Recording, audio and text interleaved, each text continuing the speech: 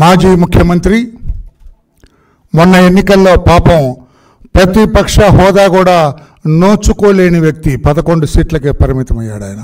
అయినా కూడా అధికారం లేకుండా క్షణం కూడా ఉండలేకపోతున్నాడు ఆయన. దీనికోసం ఎన్ని కుట్రలు, ఎన్ని కుతంత్రాలు, ఎన్ని దుర్మార్గాలు, ఎన్ని దుష్ట ఆలోచనలు చేయటానికి కూడా సిద్ధంగా ఉన్నాడు అతను. పోయిన అధికారాన్ని తిరిగి చేపట్టడానికి తాపత్రయపడుతున్నాడు, ఆరాటపడుతున్నాడు, చాలా ఆతృత చూపిస్తున్నాడు మనిషి. అతనికి తెలియట్లా 5 సంవత్సరాలు వేచి ఉండాలి, మరలా ప్రజలు అతని పక్షం వహించాలి. తెలుగుదేశం పార్టీ తప్పకుండా ప్రజల్ని రాబోయే రోజుల్లో, రాబోయే ఎన్నికల్లో కూడా తెలుగుదేశం పార్టీ వైపు, ఈ కూటమి వైపే ఉంచుకునే రీతిలో పనిచేస్తుందన్న సంగతి ఆయనకి తెలియట్లేదు.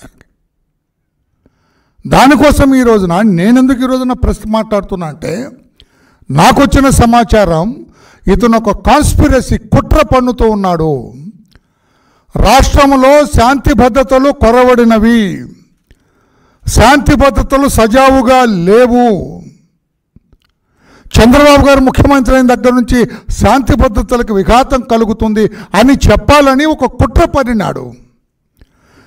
ఈ కుట్రని అమలు చేయటం కోసం కోట్లాది రూపాయలు ఖర్చు పెట్టడానికి కూడా అతను సిద్ధంగా ఉన్నాడు.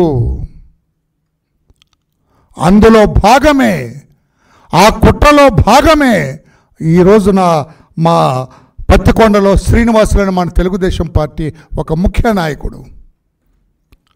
ఆ ప్రాంతంలో తెలుగుదేశం పార్టీ అధికారంలోకి రావటం కోసం అహర్నిశలు కృషి చేసిన మా తెలుగుదేశం పార్టీ నాయకుడిని దారుణంగా హత్య చేయించినారు.